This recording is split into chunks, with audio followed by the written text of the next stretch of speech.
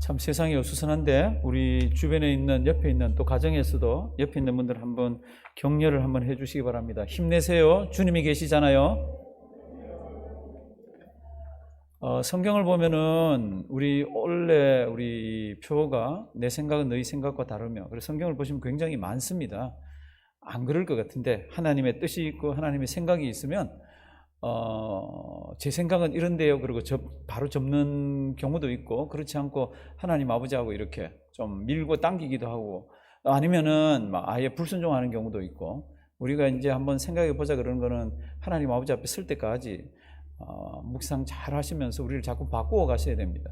사도행전 9장에 보면은 사도 바울이, 그때는 사울이 예수 믿는 사람들 잡으러 다메섹으로 갔잖아요. 다메섹으로 가다가 예수를 믿게 됩니다. 그리고는 눈이 멀고 3일 동안 금식하면서 이제 하나님이 자기를 얼마나 사랑하시는지, 그리고 자기가 어떻게 돼야 되는지도 계시도 받고 이제 막 기도하는 중에 있습니다. 눈은 멀었잖아요. 그때 하나님께서 아나니아라는 선지자에게 말씀을 하십니다. 너 지금 저기 직가라는 곳에, 스트레이트 스트릿입니다. 직가라는 곳에 가면 사울이라는 사람이 있는데 가서 만나라고.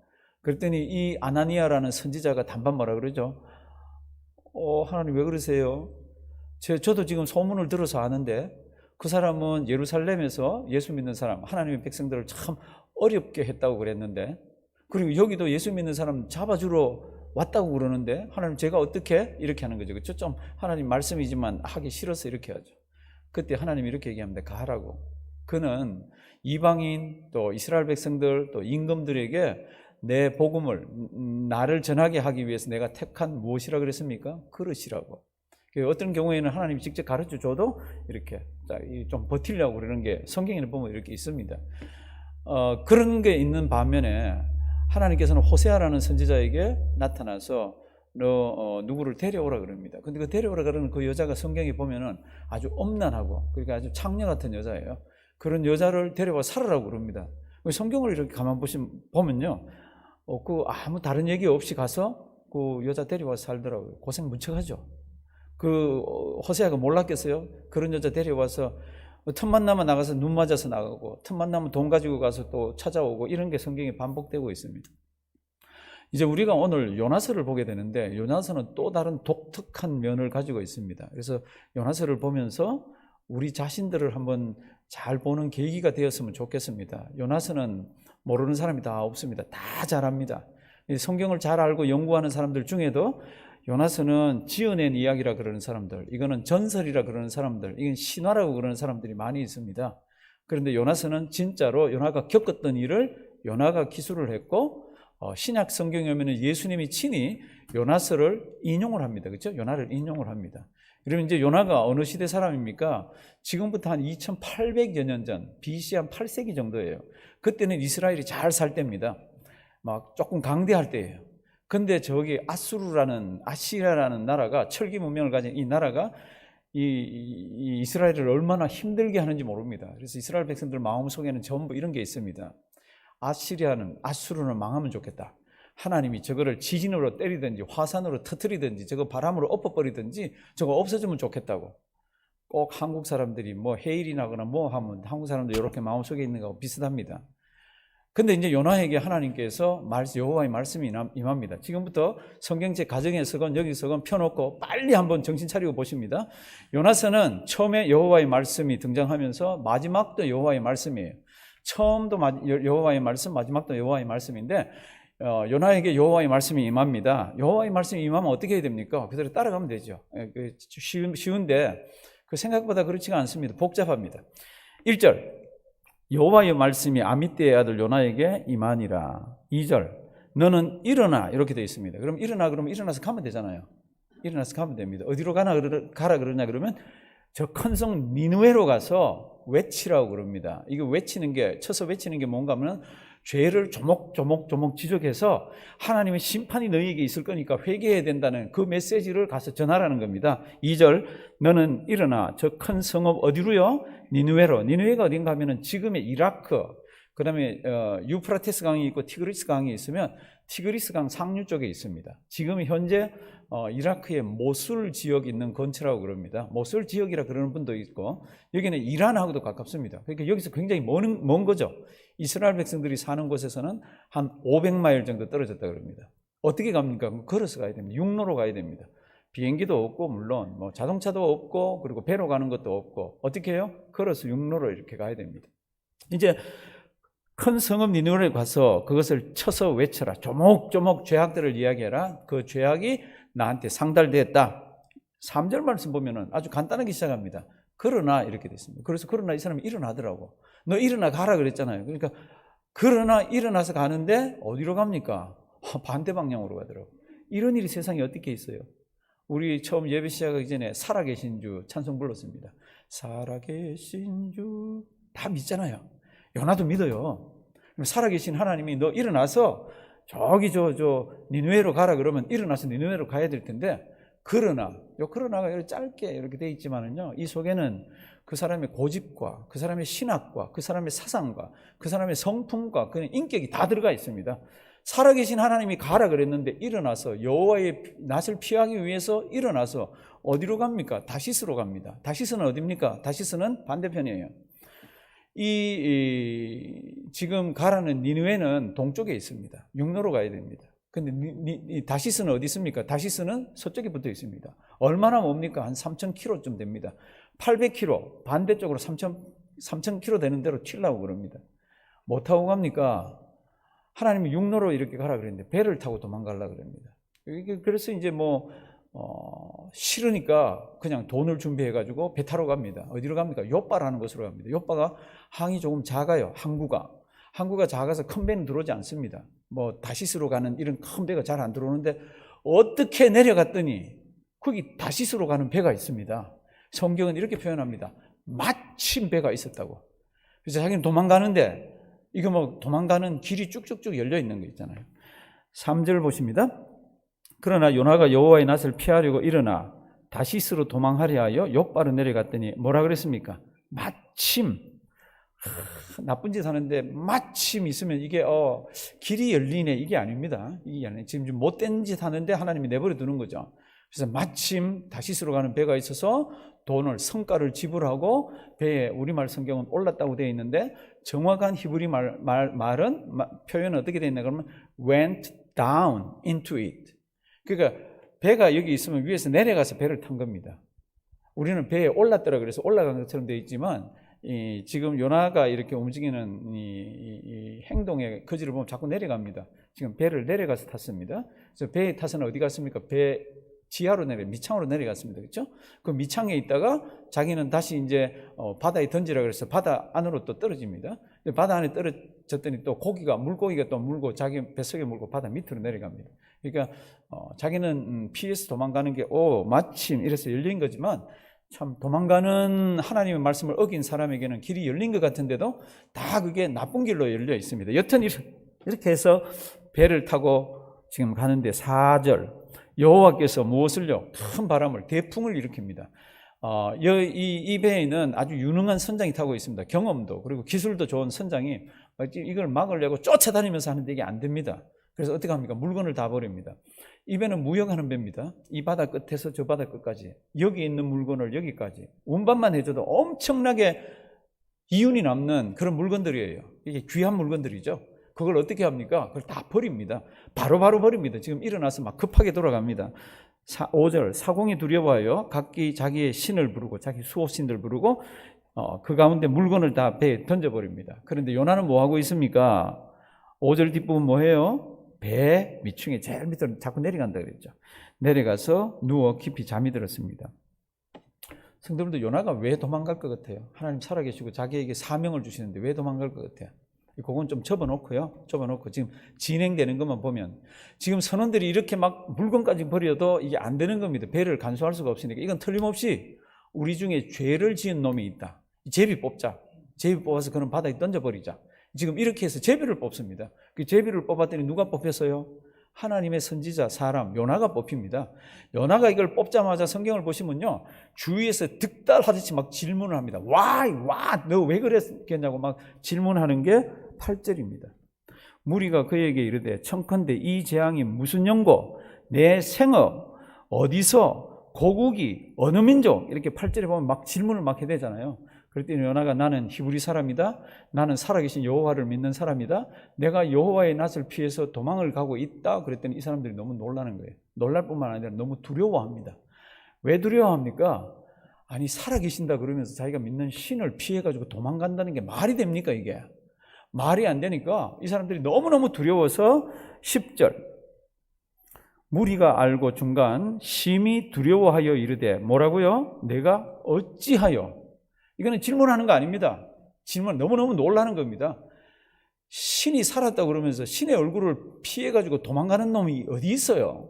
내가 어찌하여 이 짓을 했느냐? 요나가 얘기합니다. 나를 들어서 바다에 던지라고. 근데 이 선원들이 참 착해요. 이 선원들이 죽이지 않으려고 막 열심히 노를 지어서 항구에다가 대려고 그럽니다. 그런데 감당을 할 수가 없어서 기도를 합니다. 우리가 이 사람을 바다에 던질 텐데 우리 무죄합니다. 우리에게 핏값을 묻지 마소서. 그러면서 던집니다. 14절. 무리가 여호와께 부르짖어 가로되 여호와여 구하고 구하오니 이 사람의 생명 까닭에 우리를 멸망시키지 마옵소서. 뭐요? 무죄한 피를. 지금 자기들은 좀 요나를 던져야 되잖아요. 안 던질라 그랬는데 던져야 되는 상황입니다. 그래서 이제 던졌습니다. 17절. 던졌더니 잠잠해졌고 하나님께서 큰 물고기를 준비를 했습니다. 많은 사람들이 여기서 꼭 막힙니다. 물고기가 사람을 삼키는 물고기는 없다 뭐 이러면서. 그런데 이 고기를 연구하는 사람들은 고래는 목이 생각보다 좁답니다. 그래서 사람을 못 삼키지만 큰 상어는 사람을 삼킬 만큼 이게 커서 사람을 삼키기도 이렇게 한다 그럽니다. 여튼 무언지는 모르지만 큰 고기를 준비해서 꿀떡거리고 삼킵니다. 그 2장은 집에 가서 한번 읽어보십시오. 하나님 불순종해가지고 도망가다가 지금 이런 일이 일어났는데 물고기 뱃속에서 3일 동안 뭐 했겠어요? 기도했겠죠. 그래서 기도 내용이 이렇게 있습니다. 무슨 기도했겠어요? 하나님 앞에 회개도 하고 하나님 앞에 감사도 하고 하나님 구해 주실 것도 믿고 이러면서 기도하는 게 2장이 꼭 들어가 있습니다. 그래서 2장 마지막은 하나님께서 그 기도를 들으시고 이제 어디 해변에다가 툭 토해내게 합니다. 2장 10절.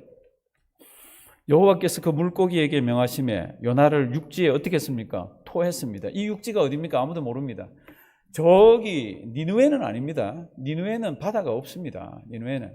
그러니까 아마 많은 학자들이 아마 팔레스타인 지역에 욥바 있는 근처일 거라고. 그래서 거기서 나와서 바로 간 것 같지는 않아요. 성경을 보면 막 가서 이제 회복도 하고 뭐 여러 가지 이렇게 하면서 있는데 두 번째 여호와의 말씀이 임합니다. 첫 번째와 동일합니다.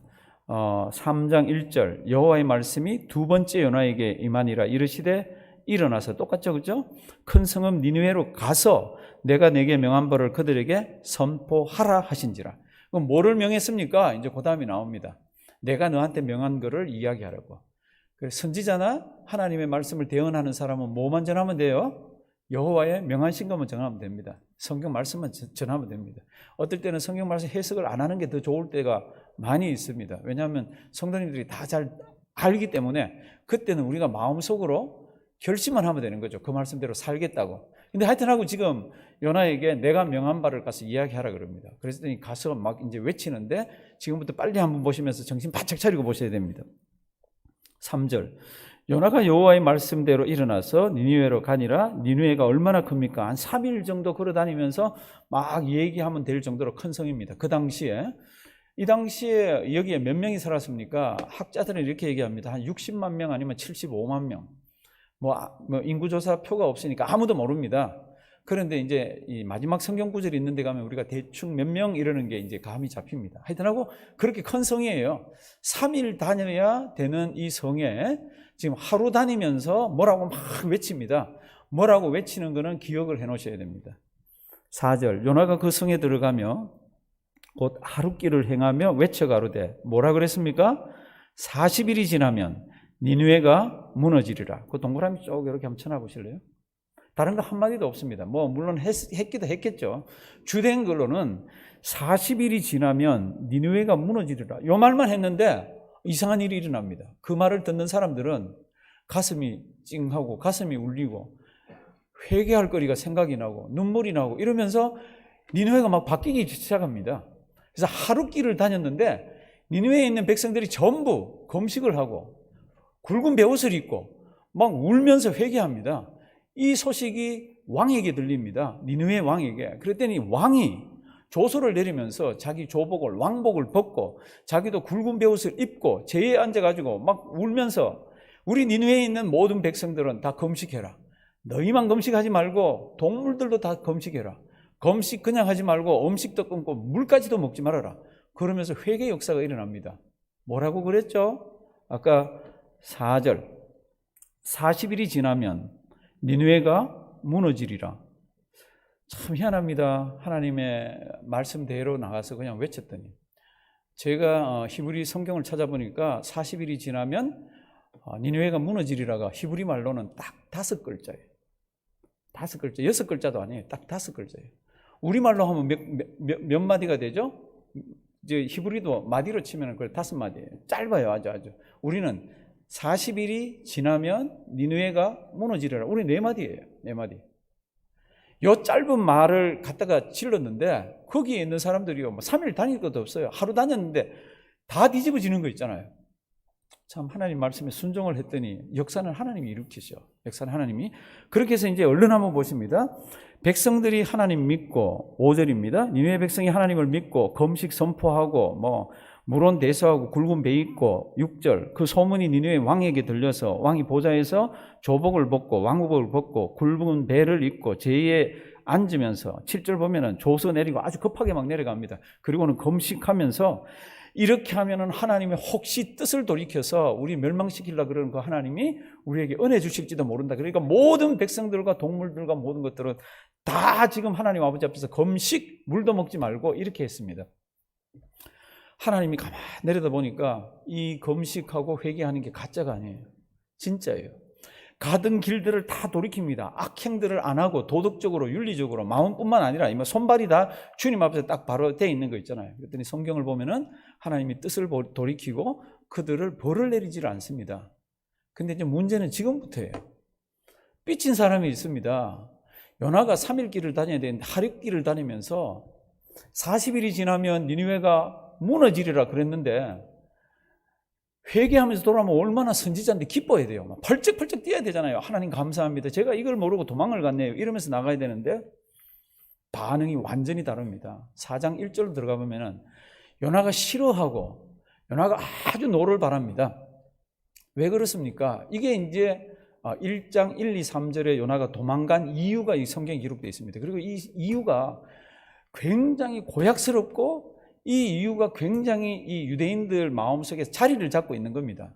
이게 자리를 잡고 있으면 하나님의 생각이 하나님의 뜻이 이거라고 아무리 얘기해도 유대인들이 그걸 잘 수용을 안 하려고 그러는 거 있잖아요. 그게 뭡니까? 4장 1절 요나가 심히 싫어하고 노했습니다. 4장 2절 우리 다 같이 큰 소리로 한번 읽어주시기 바랍니다. 시작.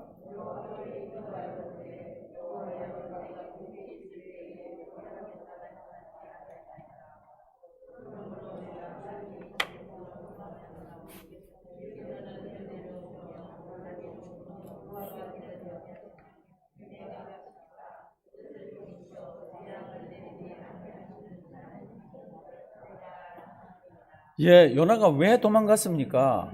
그냥 간단히 불순종이라고 하면 얘기하면 맞는 말이지만 얼마나 고약한지 모릅니다. 아까 제가 그러나 그럴 때 거기에는 자기의 고집이 들어있고 자기의 신학이 들어있고 자기의 신앙이 들어있고 인격이 들어있고 그랬잖아요. 근데 지금 요 속에 다 들어가 있습니다. 하나님 제가 그래서 전에 도망갔잖아요. 도망간 이유는 제가 가서 그들에게 하나님의 명령을 전하면은 혹시 그들이 돌이켜서 회개해서 하나님 앞에 오면은 우리 같으면 저 민족은 반드시 없애버려야 되는데 하나님은 틀림없이 저들을 인자하고 자비롭고 은혜스러워서 긍휼을 베풀고 벌하지 않고 구원해 주시리라고 제가 깨달았기 때문에 제가 그 짓은 못하겠기에 도망갔습니다. 지금 이 성경에 이렇게 기록되어 있습니다. 참 어이없는 얘기입니다. 하나님의 생각과 하나님의 뜻은 비록 니느웨에 있는 죄악이 하늘까지 상달되는 그런 민족과 사람일지라도 회개하고 돌아오면은 그들에게 은혜 주시고 자비를 베푸시고 긍휼을 베푸셔서 하나님께서 복을 주신다고 그렇게 하나님은 뜻이 있는데, 내 생각이 아주 강한 사람은 하나님의 뜻은 I don't care입니다. 그걸 하면 내 마음이 너무 불편하고 그걸 하면 내가 너무 싫은 거 있잖아요.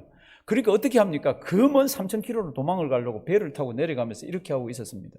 그러니까 하나님께서 3절, 이제 3절은 요나가 너무너무 싫어가지고 하나님 이럴 것 같으면 저 죽여주십시오. 저 생명을 취해 가십시오. 이거 너무너무 싫다는 거죠. 지금 이렇게 저들을 용서해주고 참 팍 끓이고 저 민족 없애버려야 되는데 이런 게 너무 싫은 거죠. 그러니까 죽여달라 그럽니다. 그때 하나님이 4절, 여호와께서 이르시되 너의 성냄이 어찌 합당하냐? 너 이렇게 성내는 게 말이 되냐? 내가 내 뜻대로 저들을 하려고 그러는데. 그래도 요나는 마음이 바뀌질 않습니다. 그리고는 장면이 바뀌어서 요나는 이제 씩씩거리면서 이 니느웨 성이 보이는 산 있는 데로 가서 동편 쪽으로 가서 니느웨 성이 어떻게 되는지, 언제 망하는지, 하나님이 40일 뒤에 망한다 그랬으니까 하나님의 말씀대로 하는지 안 하는지 보러 올라갔어요. 그게 이제 5절입니다. 이제 요나서 다 끝나갑니다. 참 희한한 성경책입니다. 요나가 성에 나가서 그 성 동편에 앉되 거기서 자기를 위하여 뭐를 지었습니까? 초막을 짓고, 그럼 기도해야죠. 자기가 잘못했다고 회개하고. 그런데 그렇게 하는 게 아니라 자기 생각은 쥐고 있는 겁니다. 아까 그러나가 그냥 그대로 쥐고 있는 겁니다. 하나도 안 바뀌었습니다. 초막을 짓고 그 그늘 아래 앉아서 뭐예요? 성읍이 어떻게 되는 것을 보려, 구원받는 것을 보려 그러는 게 아니라, 하나님은 약속을 하면 반드시 지키는 분이니까 40일이 지나면 니느웨 성이 무너지리라 했는 그 약속이 이루어지는지 안 이루어지는지를 초막을 짓고 이제 산 언덕에 올라가서 이렇게 내려다보고 있는 거예요. 성도 여러분들, 참 선지자도 이렇습니다. 선지자도. 그때 이제 하나님이 요나에게 교훈을 주시기 위해서 옆에서 박넝쿨이 하나 쑥 자라게 합니다. 이 중동 지역의 박넝쿨은 땅으로 기는 게 아니라 나무같이 있어 큰 이파리같이 되어 있는 것들도 이렇게 있다고 그럽니다. 근데 이 초막은 해막기는 너무 어렵고, 그래서 이제 박넝쿨이 하나 쑥 올라와서 이파리가 크니까 쑥쑥쑥쑥 해서 머리 있는 데를 이렇게 덮어주니까 시원하고 기분이 너무 좋은 거예요. 그래서 성경 말씀을 보면은 고놈 박넝쿨 때문에 아주 기뻐했다고 그럽니다. 한번 보실래요? 6절, 하나님 여호와께서 박넝쿨을 준비하사 요나 위에 가리우게 하셨으니 이는 그 머리를 위하여 그늘이 지게 하며 그 괴로움을 면케하려 하심이었더라. 다 같이 읽습니다. 요나가 박넝쿨을 인하여 심히 기뻐하였더라. 그건 잘 기억하셔야 됩니다. 요나가 뭐 때문에 기뻐했다고요? 박넝쿨, 언제 죽을지도 모르는 박넝쿨이 하나 올라와서, 많은 학자들이 이런 성경 구절을 보면서 요나는 틀림없이 한인 동산 장로교회 담임 목사같이 대머리였을 거라고 얘기합니다. 요 성경 요나 한번 찾아보십시오. 요나, 그리고 어디서 뭐 나오는데 보시면 대머리같이 많이 나옵니다. 왜냐하면 이렇게 더위를 이렇게 잘 못 참았습니다. 머리가 있으면 좀 낫죠. 근데 박넝쿨이 싹 올라와서 이렇게 딱 덮으니까 이걸 너무너무 기뻐했습니다. 그런데 하나님께서요, 그 박넝쿨 밑둥을 벌레를 보내가지고 싹싹싹 갉아먹었습니다. 그 다음 날 아침에 싹싹 갉았습니다. 그럼 싹싹 갉으면 완전히 내려앉지는 않잖아요. 아직까지도 조금 좀 시들기도 하지만 그늘이 있을 거 아니에요. 그런데 햇볕이 쫙 비치면 이게 싹 다 사그라들 거 아니에요. 그게 이제 그 다음 성경 말씀입니다. 7절, 하나님이 벌레를 준비하사 이튿날 새벽에 그 박넝쿨을 썰게 하시매, 박넝쿨이 조금 시듭니다. 그리고는 8절, 해가 뜰 때 이제 이 초막에 있잖아요. 또 어떻게 저게 하나님이 저걸 무너뜨리는지 안 무너뜨리는지 보자 그러고는 지금 있잖아요. 그렇게 해서 있는데 참 어디서 동풍이 확 불어옵니다. 이 지역의 동풍은 두 가지로 나타납니다. 어떨 때는 이게 모래나 먼지를 확 몰고 오는 강풍이고, 어떨 때는 열을 확 몰고 오는 열풍입니다. 그러니까 아주 강풍이 있고 열풍이 있는데 오늘은 하나님께서 이거를 열풍으로 보냈습니다. 무지무지 뜨거운 바람이 오게 했습니다. 그러니까 이건 뭐 박넝쿨 시들었던 게 확 다 없어지고 이제 너무 뜨거운 거 있잖아요. 그러니까 또 입에서 선지자가 툭 뱉어내는 말이 뭘 것 같아요? 하나님 죽여주세요.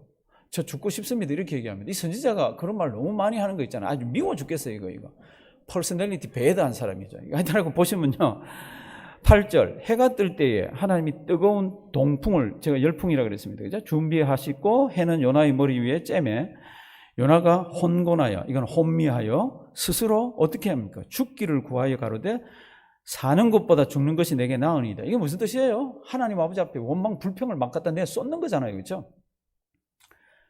이렇게 여기까지 와서 일을 시켜놓고는 이렇게 뜨겁게 하고, 이게 속에 이제 다 있는 거죠. Between the lines 보면 하나님께 원망 불평 확 지금 화가 나가지고 쏟아냅니다. 그리고 저 민족은 미워 죽겠고, 그때 하나님께서 이 요나하고 무슨 이야기를 하십니다. 이거 잘 보셔야 됩니다. 9절, 하나님이 요나에게 이르시되 내가 이 박넝쿨로 인하여 성냄이 어찌 합당하냐, 어떻게 옳으냐. 그가 대답하되 내가 성내어 죽기까지 할지라도 합당합니다. 아직까지 안 바꿨죠. 자기 생각 그냥 그대로 붙들고 있죠. 하나님이 이렇게 얘기합니다. 너 박넝쿨 하나 죽었다고 왜 이가지고 성내고 왜 나한테 화를 내느냐? 하나님, 제가 그래도 하나님 일을 이 정도까지 했으면 이렇게 몰고 가는 건 아니지 않습니까? 박넝쿨 하나 내가 얼마나 기뻐했는데, 이러면서 박넝쿨 가지고 이제 또 뭐 하나님하고 싸움이 붙었어요. 그때 하나님이 이렇게 얘기합니다. 네가 재배하지도 않고 배양하지도 않고 네가 키우지도 않고 심지도 않은 박넝쿨을 내가 아꼈거든.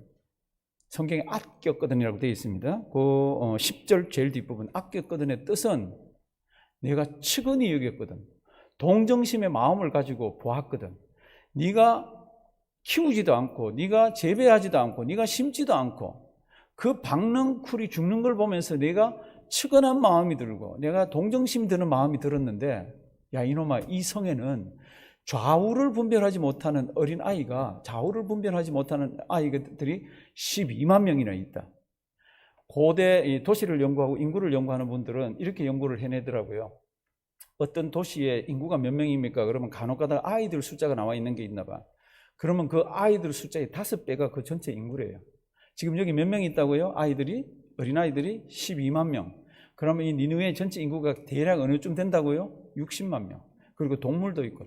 야 이놈아, 네가 심지도 않고 네가 배양하지도 않고 네가 어떻게 하지도 않은 이 박넝쿨이 하나 시들어 준다고 너 나한테 화를 내면서, 참 그걸 박넝쿨은 측은히 여기고 동정심을 가지고 네가 이렇게 보는데, 이 성에는 이놈아 60만 명의 사람이 있다. 이 60만 명의 사람을 내가 아끼고 이들을 내가 보호하는 게 네가 뭐가 불만이냐? 이게 마지막 성경이에요. 11절 한번 보실래요? 하물며 이 큰 성읍 니느웨에는 좌우를 분변치 못하는 자가 몇 명요? 12만여 명이요. 육축도 많이 있나니 내가 아끼는 것이 어찌 합당치 아니하냐. 내가 여호와 하나님이 성경이 등장하는 그 모든 여호와 하나님의 인애와 자비를 가지고 유대인이 아니라 할지라도 죄악이 많은 그들에게 내가 내 자비를 베풀고 내가 은혜를 주는 게 뭐가 그렇게 불만이냐는 겁니다. 성도 여러분들, 아마 12절부터 이렇게 보면 틀림없이 아마 요나가 아마 회개도 하고 아마 마음을 바꿨을 거예요. 이 요나스가 왜 여기에 있습니까? 유대인들은 이걸 지금 읽어요. 지금도 염 키푸르 되면 오후에 요나서를 읽습니다. 저도 이 요나서를 많이 읽었는데 이번 설교 준비를 하면서 이게 시간이 얼마 걸리질 않습니다. 굉장히 쭉쭉쭉쭉 이렇게 흥미진진하면서 이 사건들이 들어갈 수가 있습니다. 이 요나서를 왜 기록했을까? 성도 여러분들, 하나님이 어떤 분인가를 가르쳐주는 겁니다. 신구약의 하나님은 유대인들만, 이스라엘 백성들만 사랑하는 하나님이 아니세요. 하나님은 전 우주의 하나님이십니다. 그럼 왜 유대인들을 뽑았습니까? 출애굽기 보십시오. 내가 너희를 제사장 나라로 삼는다고. 내가 다른 나라에 대해서는 다른 나라를 하나님 아버지 앞으로 인도하는 제사장 역할을 해야 된다고. 그런데 다른 나라를 뭐 인도하는 건 둘째치고 뭐예요? 다른 나라 폭 망하기를 원한 거 있으니 하나님께서는 이런 생각들을 바꿔주는 겁니다. 그래서 많은 학자들이 요나스를 이렇게 별명을 붙입니다. 구약의 신약이라고. 구약에 하나님의 은혜가 드러나고 구약에 하나님의 사랑이 들어있는 곳이 이 요나서라고. 사랑하시는 성도 여러분들, 요나서는 이렇게 끝납니다. 2800년 전에 써서. 우리는 어떤 것 같아요? 우리는 하나님의 생각이 있고 내 생각이 있으면 우리한테는 니느웨가 없을 것 같아요. 그거 해라 그러면 싫어가지고 다른 짓 하려고, 헛짓 하려고 그런 게 없어요? 우리한테도 니느웨가 많이 있습니다. 그래서 올 한 해는 뭐 1년 12달 그걸 다루지는 않지만 표로 붙인 거는 한번 우리를 잘 보자는 겁니다. 하나님의 생각은 성경에 다 이왕 이렇게 다 나와 있잖아요. 그런데 우리 마음이 변덕스럽게 짝이 없습니다. 어떤 거는 잘 지키고 근데 이걸 다른 어떤 사람한테 적용을 시키면 이게 막 싫고 그게 내 니느웨가 되고 막 그렇습니다. 성도들 성경을 잘 보시면은 하나님께서 우리에게 준 큰 선물 중에 뭐 믿음 이런 건 지금 우리 예수 믿는 사람이니까 큰 선물 중에 하나가 사람이에요. 사람. 그래서 어떤 사람은 사람이 선물이다 이렇게 했더라고요. 그런데 그 사람이 하나님께서 우리에게 주신 큰 선물인데 왜 어떨 때는 우리의 니느웨가 될 때가 있어요. 하나님 저 사람만은 절대로 안 됩니다. 민족도 있잖아 우리. 저기 뭐 방글라데시나 뭐 저기 저 캄보디아나 베트남이나 이런 데는 막 생각만 해도 가슴이 조용한데 우리 가까이 있는 그 두 자로 되는 그 나라를 생각하면 그게 니느웨라. 기도를 잘 안 해요. 성도들 거기를 위해서 기도를 하셔야 됩니다. 거기도 하나님의 백성이 있어요. 뭐 하나님께서 다 다루시겠지만 그럼 좀 더 좁게 들어와서 교회에서도 우리에게 니느웨가 있습니다. 저 사람은 다른 사람한테는 말하려니까 인격이 있고 자존심이 있고 그래서 점잖은 체 하지만 그 우리 니느웨가 이렇게 있는 거 있잖아요. 성경은 이렇게 우리에게 요구합니다. 내 이웃을 뭐처럼 사랑하라? 내 몸처럼 사랑하라. 그거 겉으로 안 지키는 사람 아무도 없습니다. 겉으로 안 지키는 사람 아무도 없습니다. 그런데 내 이웃을 이제 다 갖다 쓰다듬어 보면은 어떤 사람 빼는 거지. 이거 내가 보기만 해도 좋고 그냥 있어도 눈이 반짝반짝하고 가슴이 뛰는 사람은 내 이웃으로 넣는 거 있죠. 나머지는 니느웨예요. 니느웨. 근데 성경은 그렇게 안 가르칩니다. 내 이웃을 내 몸처럼 사랑하라만 있는 게 아니라 내 원수를 사랑하라도 있습니다. 있죠. 다 아시잖아요. 근데 그거는 우리가 원수는 요 밑에 잡아놓고 없는 채 하면서 나를 바꾸질 않습니다. 하나님은 우리에게 그걸 요구하고 있는데 그거 끄집어내서 네가 해결을 하라고 얘기를 하고 있는데 우리는 그거 퍽 집어넣고 이거 퍽 덮어놓고 이거 아주 귀한 새싹처럼 담아놓고 신경질을 할 때는 살짝 꺼내가지고 확 하면 속도 후련하고 또 넣어놨다가 꺼냈다가 성도님들 성경은 우리 그렇게 살지 말라고 그럽니다. 우리 인생이 그렇게 살 만큼 길지가 않아요. 툴툴툴 털으라고 그럽니다. 그러면서 빌립보서에 가면 뭐라 그러죠? 남을 나보다 어떻게 해요? 낫게. 진짜 어렵습니다. 쉽지 않습니다. 남을 나보다 외우기는 딱 간단해요. 남이 내 눈에 보이는데 보면 부정한 거 투성이고 나하고 다른 거 투성이고 그렇죠. 그럴 때 얼른 봐야 되는 게 하나님이 저 사람을 사랑해서 저분을 사랑해서 저분을 위해서도 십자가에 달려 돌아가시고 저분을 위해서도 예수 그리스도를 믿는 믿음을 허락하셔서 저분도 우리하고 같이 신앙생활하는 분이지. 여기까지만 가도 모든 것들이 해결되어집니다.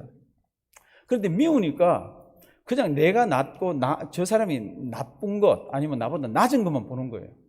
거기에 눈에 들을 때는 또 얼른 자기를 보시면 됩니다. 나도 한때 예수 처음 믿을 때는 교회에서 천방지축처럼 내가 이게 옳고 저거 옳고 그랬지만 다 가만 보니까 그때가 부족했네. 그때 주변에 있는 사람들이 나를 다 참아주셨네.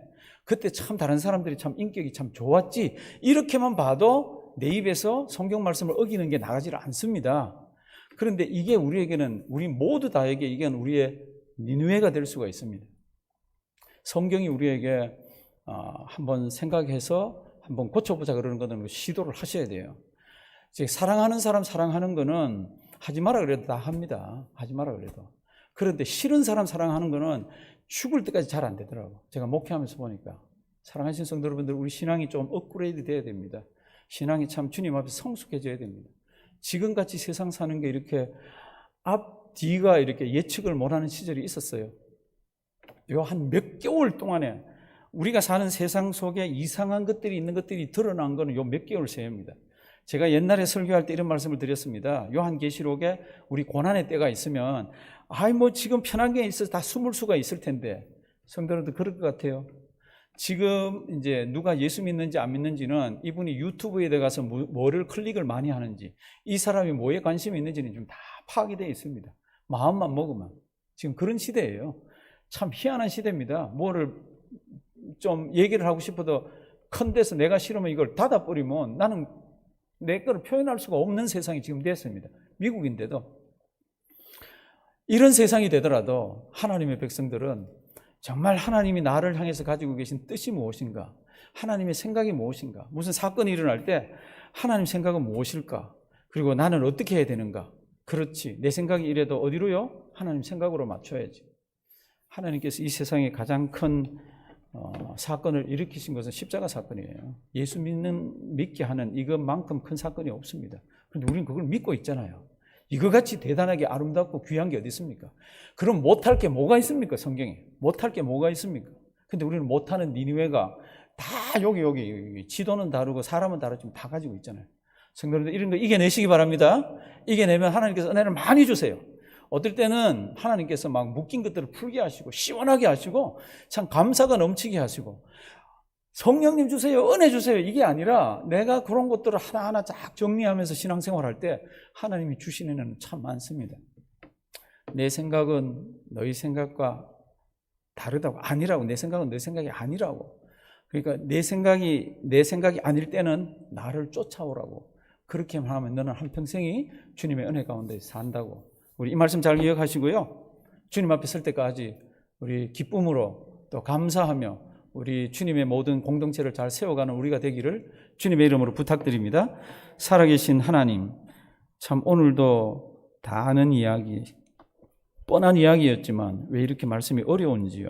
우리 각자가 이 말씀 가슴에 잘 담게 하시고 참 예수 믿는 믿음 주신 이거 하나만으로도 세상에 용서 못할 것이 없고 사랑 못할 것이 없고 내 것 내주지 못할 것이 없는 그런 우리들입니다. 주님 앞에서 참 성숙된 신앙인으로 아름답게 사는 우리가 되게 도와주시옵소서. 주님 앞에 나오며 여러 가지 물질들 구별하여서 하나님께 올려드립니다. 하나님 기뻐 받아주시고 바친 손길마다 곶감마다 비지 않도록 성경에 약속한 대로 채워 주시옵소서.